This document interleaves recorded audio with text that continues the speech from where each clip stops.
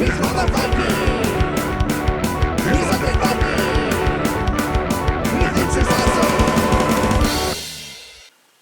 everybody, it's me, Undead Viking. I'm here to take some time out of your day to talk to you about the game Sword and Sorcery that is in Kickstarter right now from Ares Games. Now, if you've watched my channel for the last almost decade, you know that I am a role-playing gamer first. I cut my teeth on Dungeons & Dragons, on GURPS, on Paranoia, on Call of Cthulhu, on Shadowrun, and Dungeons & Dragons, I played. If it's a role-playing game out there that got printed with more than 5 copies, I probably played it. My friends and I have designed our own version of Dungeons & Dragons. It's been like kind of a living rule book that we've created over the last 2 decades. I am a role-playing gamer at heart first, and then a board gamer second. I probably play more board games than I do role-playing games right now, but I do still have a regularly scheduled D&D adventure that I DM that's been going on for a few years now.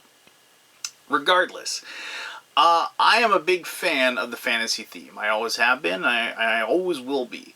And I'm always on the lookout for games that have that fantasy theme that try to replicate the role-playing game experience. Now, I've been very fortunate this year that a few games have come out that do a very, very good job of representing that.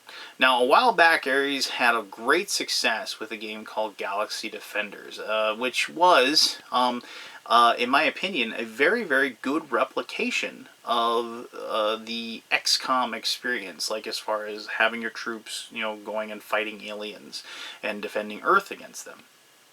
And I very much enjoy that game. I think it's excellent, and I was really excited when I heard about Sword and Sorcery because it sounded like they're going to take some of the basic mechanisms from that game, and they're going to expand upon that and turn it into a fantasy-based game. And I said, sign me up when I heard about that. When they contacted me and asked me if I'd be interested in looking at a prototype of the game, I readily accepted. This is something I was very excited about. I really enjoyed the old first edition Descent from Fantasy Flight Games. I thought the game was excellent. I loved the world it was in. I loved the process of it. And when second edition came out, I really enjoyed that for a while. But there was something lacking from it. I don't know exactly what it was, but it was just I didn't buy into it, I guess. I didn't buy into the setting. I didn't buy into the heroes, and it seemed like they had just kind of made 4th edition D&D and kind of turned Descent into that, and I'm not a big fan of that edition of Dungeons & Dragons. So, since I was a big fan of Galaxy Defenders, and since this game was going to be kind of based on the same process, I was very excited to check it out, because they aren't making anything anymore for Descent First Edition. That's done, and I've played through everything that Descent First Edition had, and I've been waiting for a game of this scope, of this depth, to come out, and I'm very excited to see. I was very excited to play it. I had a lot of fun with it, and I'm really excited to see the finished product. But anyway, so the whole point of this video is tell you, if you are looking for a fantasy-based miniatures, tactical, strategic, role-playing experience, I'm going to try to show you how the game is played, and then somewhere along the line you're going to be able to figure out whether or not you think you want to back this one and add it to your game shelf. So, let me show you how to play the game. I'm not going to show you an exact scenario of the game itself. I mean, the idea or the premise of the game is pretty cool. I mean, the idea is that these heroes are being brought back to life, and you're trying to, you don't gain levels, you gain more soul power, and it's very interesting. I invite you to go check that out. So I'm just going to kind of show you how the whole mechanism of combat works, how the mechanism of traps and spawning creatures and what have you. And so you can kind of get a really good overlook of the game. And then, if you want to see more, you definitely can. There's other resources out there that you can go ahead and check out the rules and see more to it if you want. So, there you go. Why don't we step into how Sword and Sorcery is played, and then we'll come back here and I'll talk to you more about the game. Alright, this is the prototype that I was sent for Sword and Sorcery. I'm going to show you an example of play that is just really just to highlight some of the main mechanisms of the game. I'm not really going to show you some of the campaign or the little adventures or anything like that. I invite you to go ahead and check out the actual rulebook, which you can find on the Kickstarter page, and you can check out more and like a wider breadth and width of the rules if you wish. But just consider this kind of a good overview, or, well, theoretically a good overview. Well, anyway, so each person is going to control a hero. I have chosen the Dwarf Cleric. I play a lot of Dwarf Clerics when I play D&D, so I felt this was indicative of what I like. Each person gets a character sheet, like you see right there, and they have this little spinny deal here, which kind of represents the level as you gain levels. Now, you have to remember that the idea behind this game is that you are resurrected heroes, and you're trying to reclaim your soul, and like so when you start off, you just have a small fragment of the hero you once were, and so then as you gain levels, you're not really gaining levels, you're gaining more of your soul back, and so then you have like this little flip, so it's like level 1, level 2, and so forth as it spins around. It tells you how many hit points you have. In this case, the first level you have 6. It tells you how many attack actions you have, how many normal actions you have, and how many powers you can have. And as that increases, like you go here, you know, notice he has 2 actions now at level 2. He has 7 health. And he has the asterisk, which means he can take a generic ability, not like an ability for his class. You go up to level 3, we got 8 hit points, we've got 2, and then now we've got 2 spells or abilities as they are. And so you have that, and whenever you gain a level, when you succeed in quests and defeat monsters, you'll get soul points.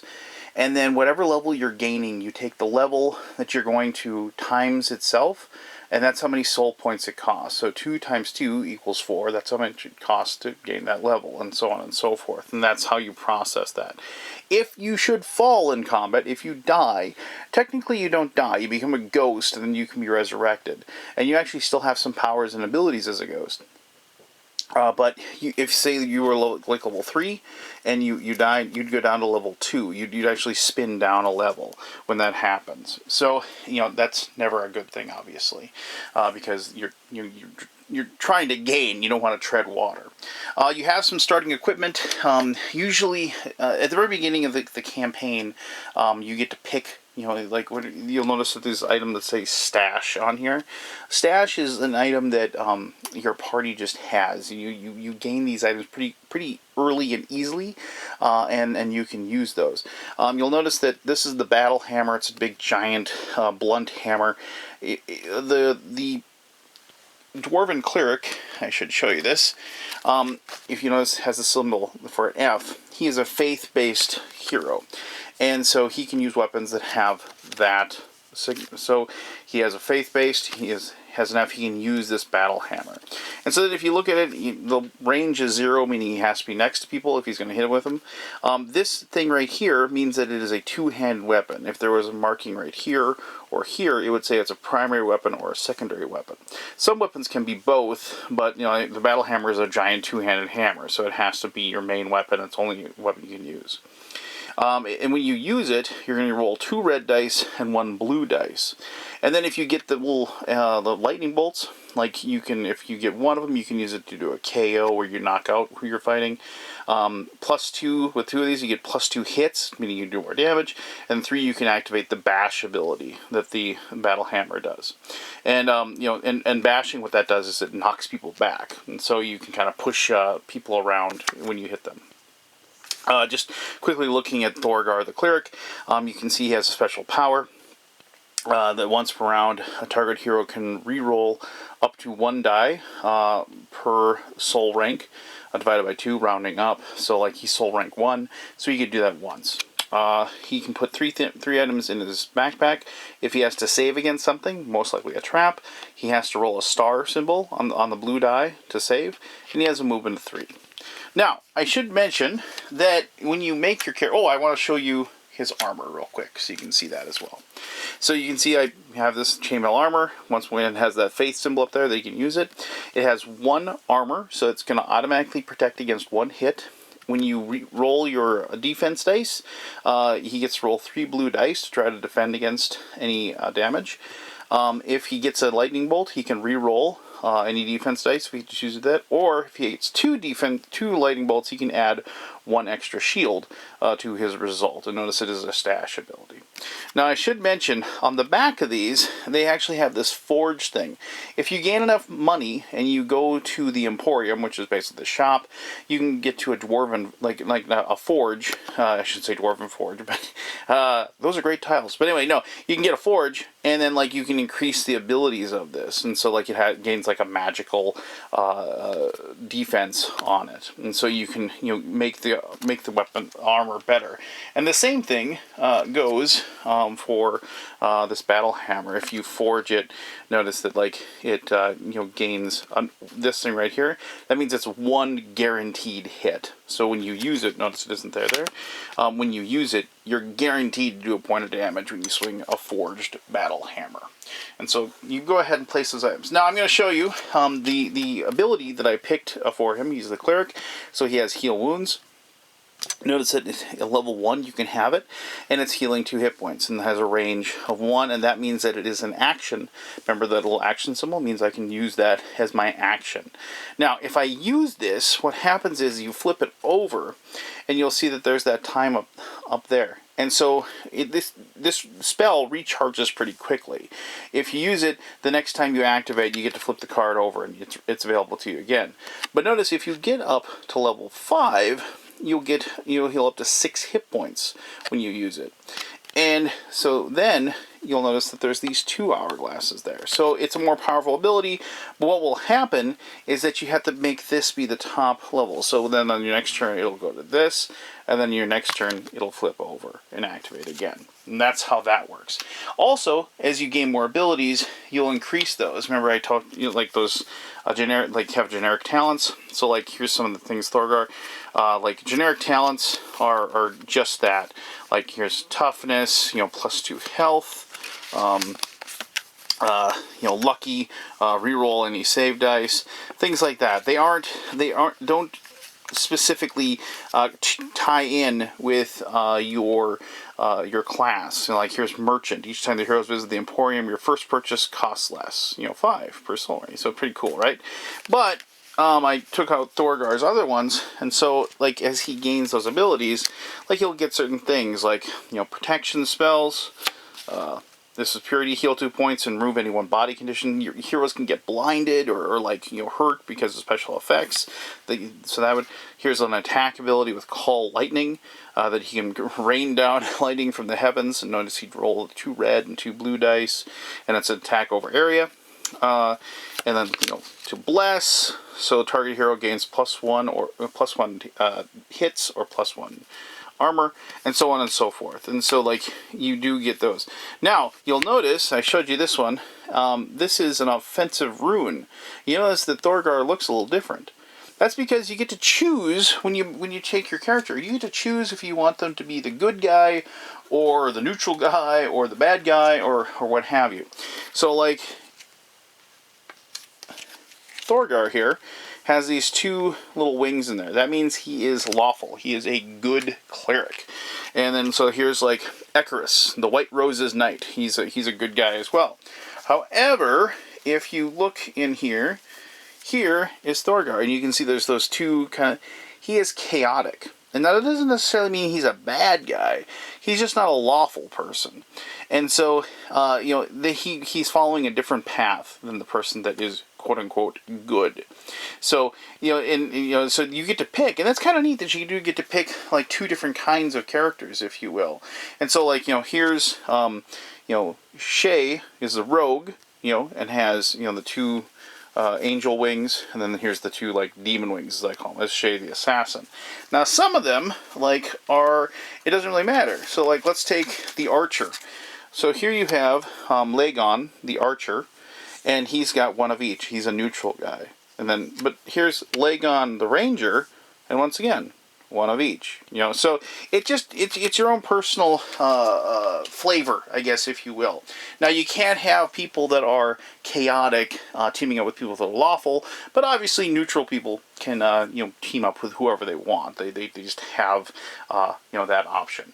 And it should be mentioned that you will flip this over to have Thorgar Chaos, like you'll use the other side as opposed to the Law side as well.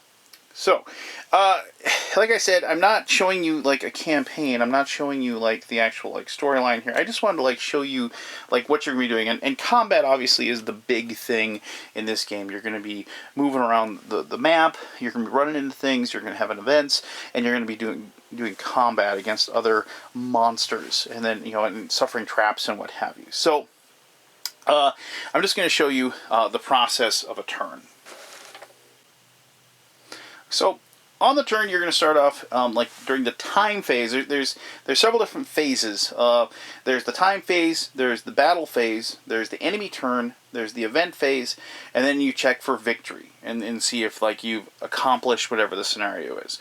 Now, in this case, I just kind of made this up. The hero's trying to make it into this tomb over here to try to loot it or whatever. Don't read anything really into it.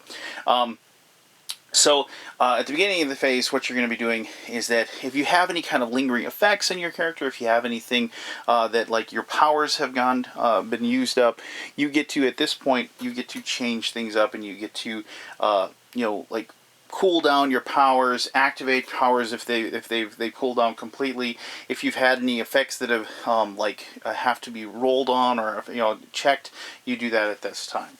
And then for each hero that's playing, each person takes a turn. Now, you get to pick, because this is a cooperative game. It isn't like one person always goes first. You strategize, you talk over the turn with everybody, and you decide what you're going to do. Obviously, I'm just showing you the one dude here, so just bear with me as far as that goes. But normally, like, there'd be multiple heroes on the board. You move them around. But anyway, so when you go, you have a movement ability, you have your combat activities, and you have your actions that you can do.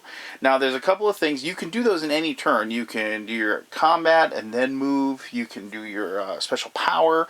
Like, I could heal somebody, and then move. But the thing is, there's two things. You can't, like, during your move, you can't do an attack. And during your attack, you can't move. So it's like, those are the two things that you have to keep in mind. And when I say doing your attack, you can't move, you might be saying, well, that doesn't make any sense. Well, sometimes people can have more than one attack. And so it isn't something you can attack and then move and then complete your attack. So that's something you have to watch out for. So, however, if you have like a special ability like healing or something like that, that can be done during your moves. You can like move up, heal somebody, or like other things like that, and then keep moving.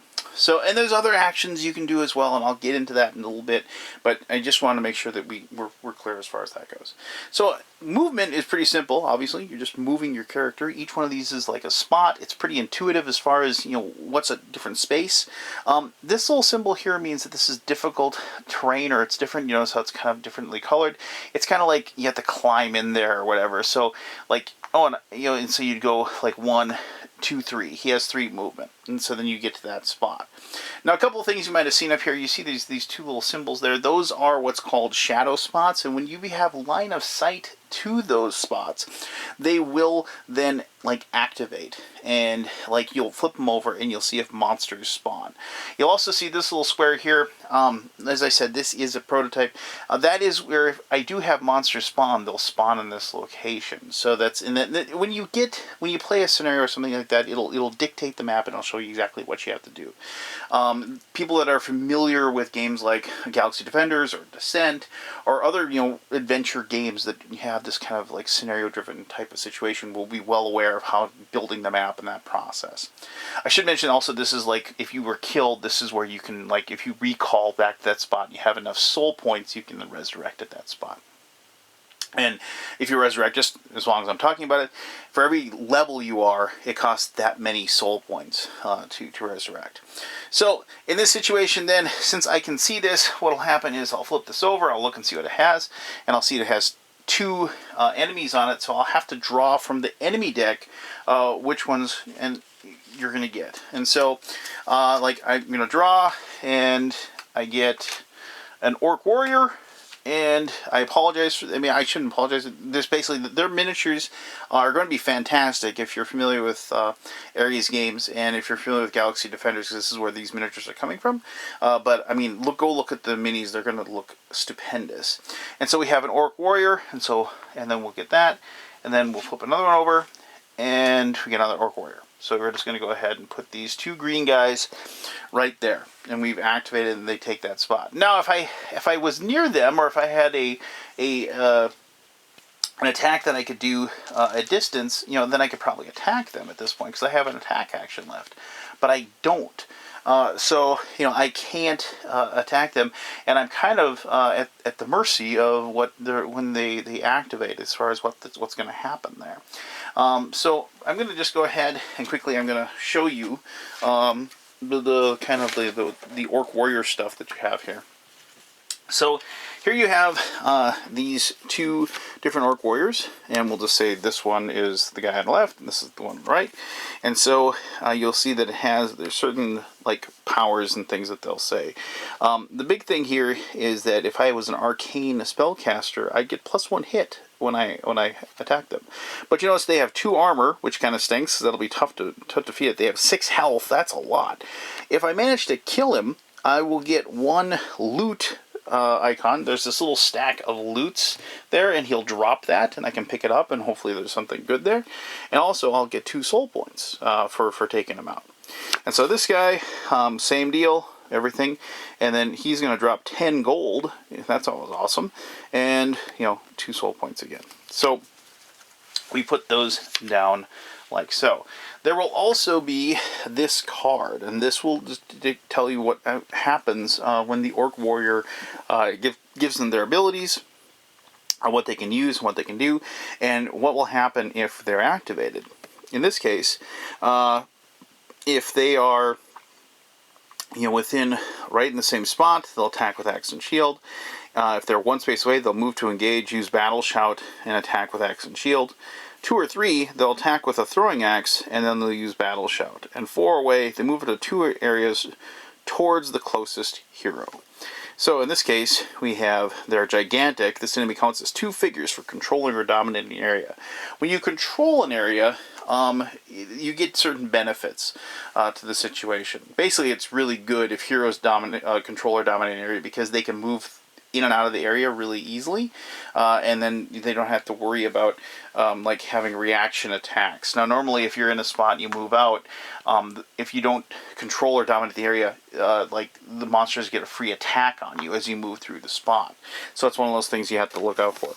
They have a defensive stance. If this enemy has not moved during this round, they gain 1 shield and then Battle Shout. Until next time phase, all humanoids in its area gain +1 armor. So like they'd yell, and then they'd get the bonus there. You'll notice that the Axe and Shield, they will go ahead and 1 red and 2 blue, and then Lightning Bolt, and so on and so forth. Pretty simple, right? So you just kind of place that down so you have that available and you know what they can do. And then you're going to go ahead and move on with the turn. Now I can't, like as I said, do anything else because of the fact that I've already used all my movement. I don't have a ranged weapon, so I can't attack them at range. And so I'm going to be done with my turn. In this case then, if there's enemies in play, what we're going to do is we're going to have to draw and resolve an encounter card to see how they're going to activate, if so, and then we're going to move on to the event phase. So we're going to go ahead and we're going to take this encounter cards. We're going to draw one off the top of the deck, and we get Close Combat. So activate all enemies at 0 range. We don't have anybody at 0 range. Otherwise, all enemies move up to 2 areas towards the closest hero. So that's pretty simple. We're just going to go ahead and place that down there, and we're going to move these guys. 1, 2. That's actually pretty fortunate for us, because if they had just sat back and heaved throwing axes at my poor cleric here, he might have been a little boned, if you will. But luckily, they've activated, they move forward like so, and now we're just going to move forward into the event phase.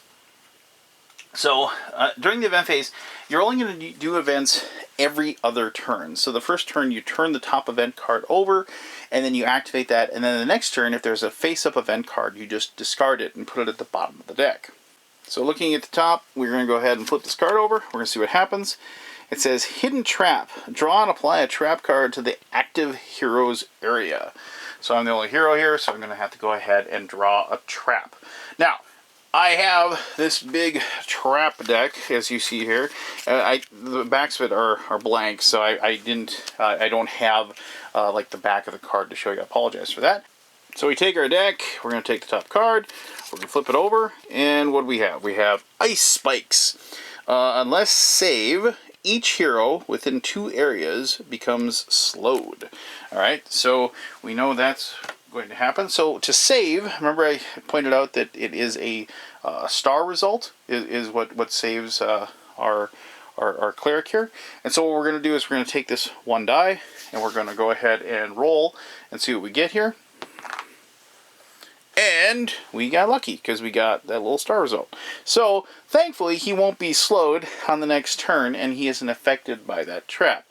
Now I should mention that whenever you open up a chest or open up a door, you have to draw a trap card. So that is something that you should plan for. Because remember, like it said, within 2 areas.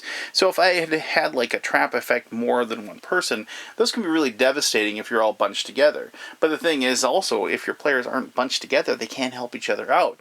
And so you kind of have to weigh things back and forth in that situation. So that first turn is done. We've gotten done with everything.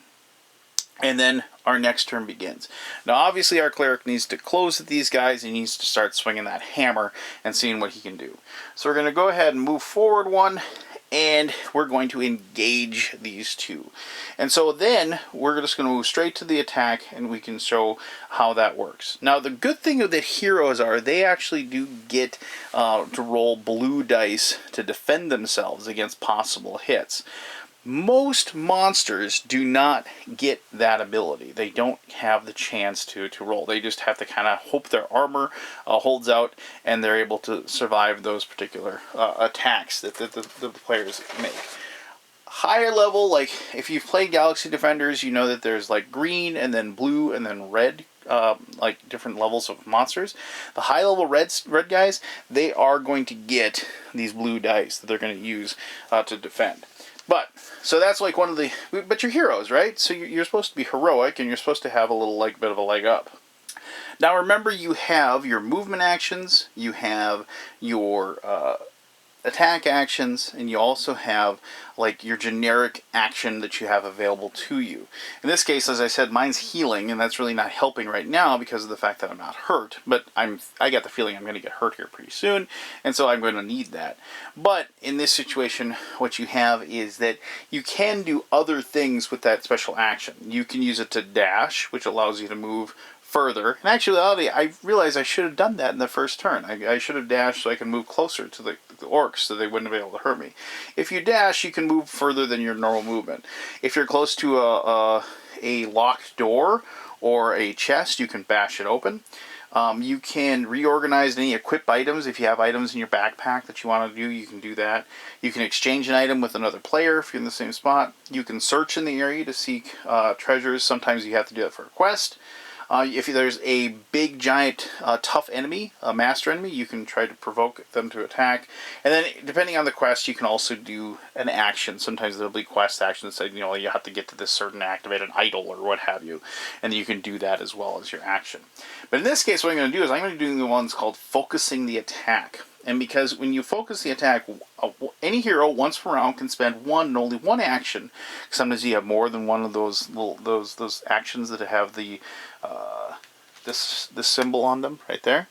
So you can use that to focus an attack, and one and only one to enhance the efficiency of the attack coming from any item or any power. So I can add, and I get to add a hit when I focus the attack. So I'm just going to pick one of the orcs, doesn't matter which one, and I'm going to go ahead and I'm going to swing my battle hammer at him. So I'm going to get 2 red dice, and 1 blue dice. Now these are Galaxy Defender dice, and they do have some little stickers on there to like change the some of the results that are on there. But for all intents and purposes, they are you know, pretty accurate as far as, if you're familiar with Galaxy Defender, you're going to be familiar with these dice and what you roll and what you get. So now, just quickly, remember, the orcs aren't going to get any kind of defense, because you'll notice that if they had any kind of defense dice, they'd be listed here. But they do have 2 armor, and I got to get through that armor, which is kind of tough. And so I'm going to go ahead and roll these, see what we get here.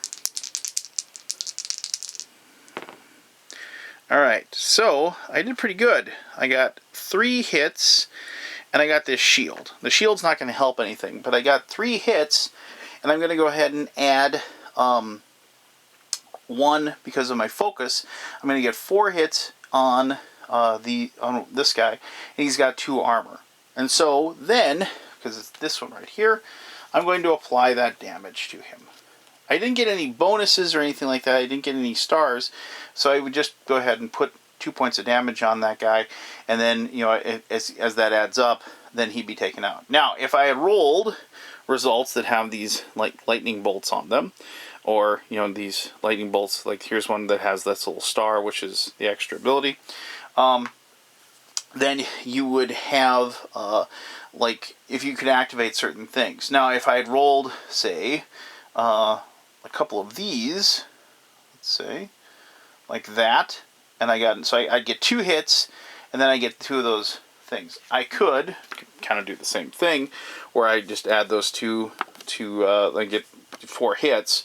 But what I could do is you could use one of them to KO, and if you KO, you just knock them down.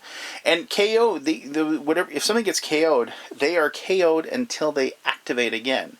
And so sometimes, you know, heroes, they'll activate. You know, if they get KO'd, they'll activate, you know, on their next turn. They'll stand up. But, you know, that's pretty much all they can do.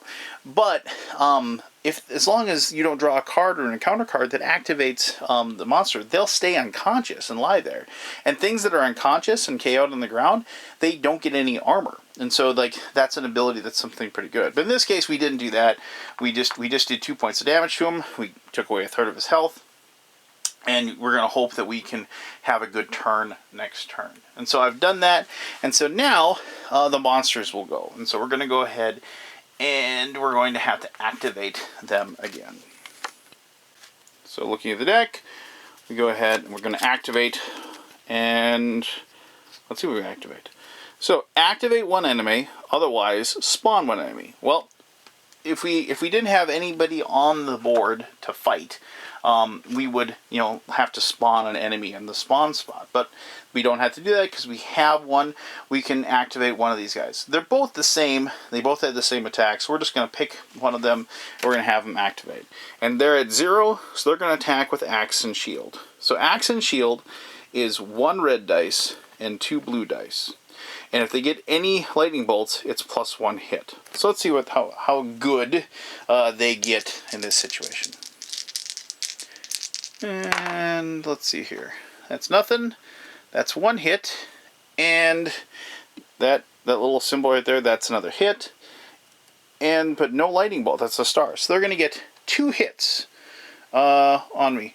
I apologize. I missed that.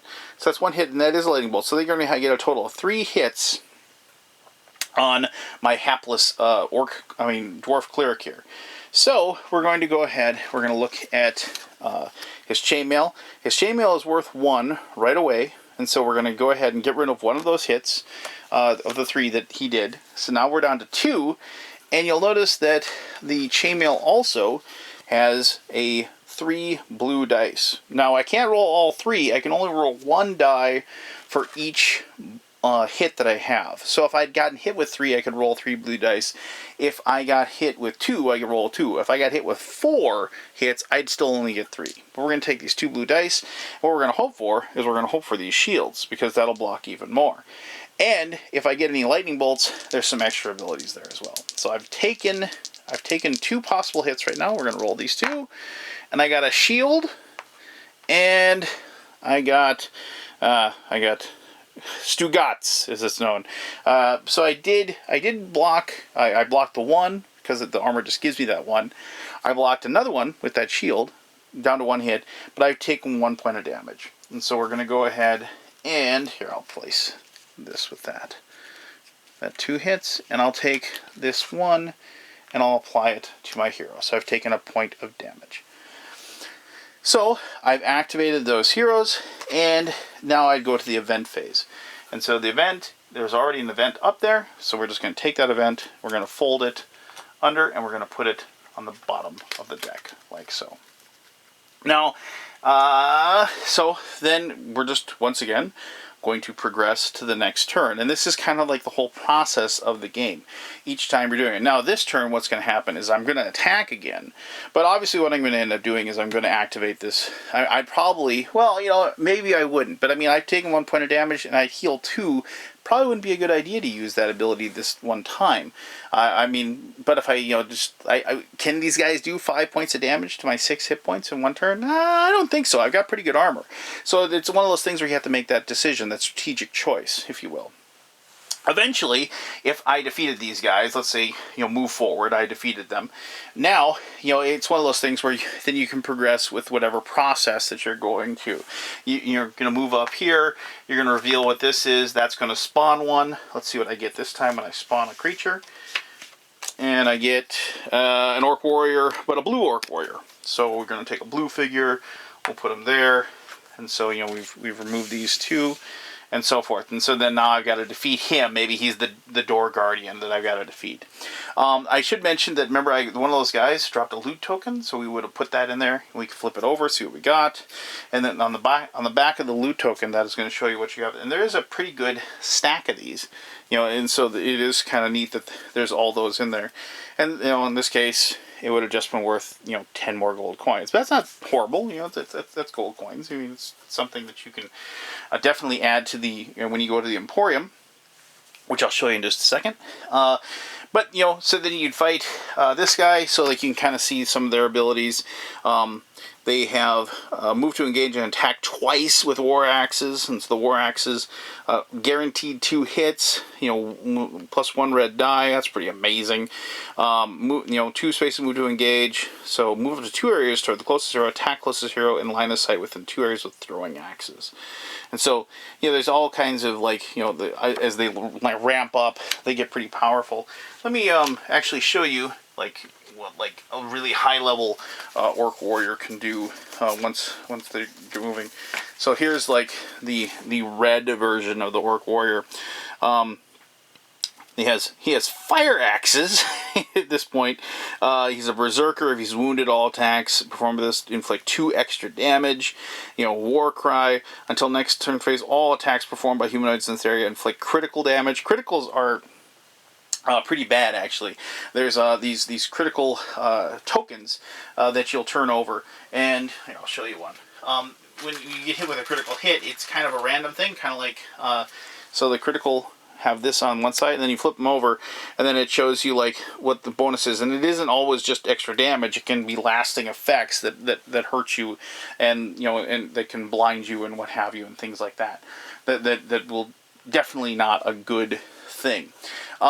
So, you know, but, you know, theoretically, if I'm able to defeat him, you know, and then, you know, maybe I then, you know, it's like I've got enough soul points. And I should mention, when you gain soul points from killing creatures, it isn't just the one hero that gets those. You do get to, like, put them in a communal pool, and then you decide as a group how they should be used as far as who levels. It should be mentioned that you can't just level one guy up over and over and over again. You have to allow, you know, everybody else.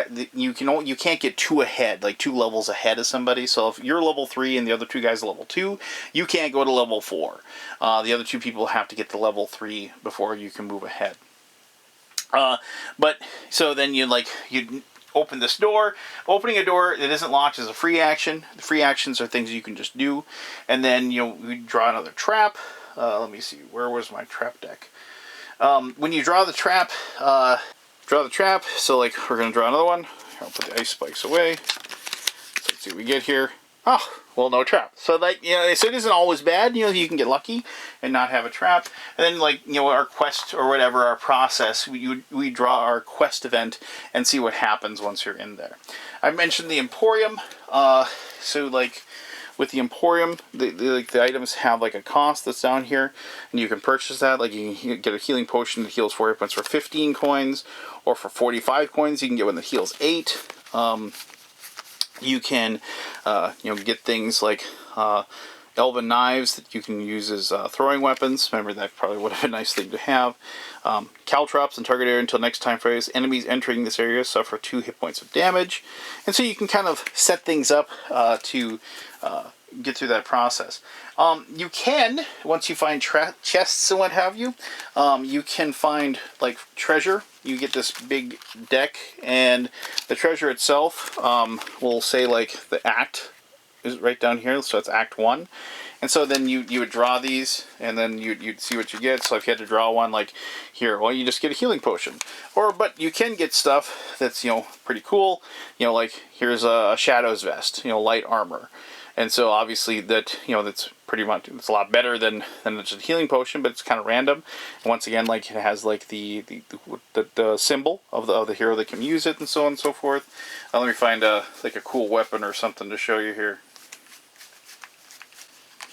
Like here's a cool shield, like a defender shield, and then it has a bash attack when you hit with it. +1 armor when defending. It's got the magical armor on it as well. The flying maul, you know, hits another enemy when you roll a star. You can KO, you know, so like things are pretty cool. So I mean, you have like this. One of the best things about when you played Dungeons and Dragons or played an RPG was the whole finding loot and leveling up and getting those extra powers. And so this game does replicate that really well. And you know, and I found myself actually really enjoying playing this one solo. And I mean, I did play with my friends as well, and we had a lot of fun with it. But you know, it was one of those things where, you know, I've always been looking for a way to play Dungeons and Dragons, you know, by myself. And this is a very good replication of that role-playing fantasy experience without having to have a dungeon master dictating what's going on with each and every turn. But regardless, there you go. I mean, that should give you, like I said, a really good idea of how the game is played. So let me talk about more about Sword and Sorcery in my conclusion. Alright, well, I hope you have a good idea of how the game is played. As I said, if you want to go ahead and go to the Kickstarter page for Sword and Sorcery, they do have the rulebook as a download. It is, I've kind of watched that rulebook kind of develop as time has gone by, and I think it's pretty good now. They have a really good beta version on there, and I invite you to go ahead and read up on that. It's a good 44, 45 pages, I think, at this point, which is one of the reasons why I didn't want to show every little aspect of the game, because if I'd done that, this video could very well have been like an hour and a half long, and I didn't want, I just wanted to give you a nice, good, chunky overview so you can, you know, just whet your appetite, if you will. And I also didn't want to show you too much of the campaign either. I want when you get the game to actually like see the story develop and have it be new and fresh for you. But anyway, so I mentioned that I was looking for a game ever since first edition Descent came out. I was looking for a game that replicates that like fantastic process, if you will. Now, the thing about Descent, though, was you did have one person actively working against the rest of the players. You had a dungeon master. And so that's cool and all, and I do like that, but I dungeon master all the time. Like I said, I've had a D&D game going, and it's well over 2 years at this point. I don't know exactly how long it's been going on, but it's very good, and I enjoy doing it. I enjoy creating the world. I enjoy running the NPCs. I enjoy that whole process. And I do find myself every once in a while I'm thinking, oh God, I just wish I could just play. I wish I could just sit here and not have to worry about anything, and you could just tell me the story and then I can react to it. And I do enjoy playing, but ultimately what always happens is like, as I'm playing the game and like I'm listening to the DM tell me about it, in the back of my head I'm like, oh, I would have done this differently, or I not better per se, but I was like, oh, he should have done that, or she should have really expanded upon that NPC. That would have been a really great moment for them, you know. And I end up like kind of creating their story, the DM story in my head, and like trying to alter it and and things like that, where I don't ever actually relax and just enjoy this character that I've created. So when I heard this game wasn't going to have an overlord person, I was really interested because it's tough. It's tough to have a game that feels fluid and feels that it has a process behind it that but doesn't feel like it's completely random. And the thing is, Galaxy Defenders did a very good job with that. The game progressed very well, and it told a story, and it told a story very well. And I guess I inherently assumed they would do the same thing and do a very good job with it, and they have. I do think Sword and Sorcery is the game that I've been looking for a long, long time. I want to be able to play this game by myself and just play against the story that's being told to me. I want my heroes to grow and become something, And personally, I would change the names. I wouldn't technically take Thorgard as my guy. I mean, obviously, I'd probably name him something different or whatever, but it doesn't matter. I get to watch that character kind of become. Start off with technically, I mean, it's first level, you're neophyte. No, I mean, a fraction of his soul, which I think is a really cool idea. When I heard that, I was like, I gotta turn that into a D&D game. Seriously, I was thinking about that. I was like, how cool is that? You resurrect and you're a shell of what you formerly were. Maybe you don't have your memories and they have amnesia. Maybe, and it's just and slowly but surely as you gain experience, you're just actually reclaiming yourself until getting to this champion level that you were when you died. And I love that idea. Talk about sucking me in and pulling me into the immersion of a game. And that's what these games need to do. They need to have that level of immersion. They need to have that wonderful level of story. And the thing is that there's a lot of rules to this game, but it isn't a tough game to learn. I mean, it has a bit of a steep climb, but once you get to that point where and if you play Galaxy Defenders, this is going to be pretty straightforward for you, in my opinion. But it's one of those things where it's a pretty steep climb. Once you get there, you're fine. I mean, the game just clicks. And it's okay, do your turn. Okay, you move. Okay, what are we going to do with this guy? We got to take care of this guy. Okay, turn that card over. And there's that wonderful sense of tension when you turn that card over. Who's going to activate? Who's going to spawn? What's going to happen? What's got a trap? And all those random things, though, are able to be slotted into this story that's being told. And this is a game that when I played it with my buddies, this is something where we would be acting out the things that happen. We'd be picturing it in our head. We'd be telling the story that just happened to the guy across the table. Oh, you just took that two-handed hammer and you smashed his skull in. You talk like that. You do just that, acting it out. I mean, high fives and cheers and stuff like that. And also, what are you doing, you idiot? Why would you go over there? Why wouldn't you heal? Why would you do that? All those things that cause the people at the table to come to mind and have that interaction and then elevate the actual game experience to that level. And like I said, I had just as much, technically no, I did not have just as much fun playing this solo as I did with all the people around the table. But I did have a lot of fun playing it solo as well. So ultimately, if you like being able to play an ongoing campaign, with your buddies and play something like this, I strongly suggest that you check this out, especially if you are a role-playing gamer at heart like me. If you're looking for a great solo experience, I also strongly suggest this one as well. I should have mentioned one thing that I didn't touch on, and I apologize for that. I realized that as I was getting ready to this conclusion. When you get killed, technically, you do flip your card to the back of it, and you'll see that there's a ghost image of your character there. And you have basically three different things you can do. You can move, which you can just go to a section. You can do a recall, which takes you back to the God's Temple, where you can resurrect yourself if there's a soul points available. Or you can do what's called a soul shout ability. And each character's soul shout ability be slightly different. In the case of Thorgar, his soul shout allows him to heal the people that are around him. And so he would just, use that ability. If he's in the same spot as somebody, he does the soul shout, and then they'd get to heal 2 points. And that's like pretty straightforward as far as that goes. Other characters do things like they can scout ahead, and they can look at the shadow tokens that are on the board, and they can take care of those, or and be able to like tell the players exactly what they're looking for, or what's going to happen if they go to a certain spot. Here we have let me find him here.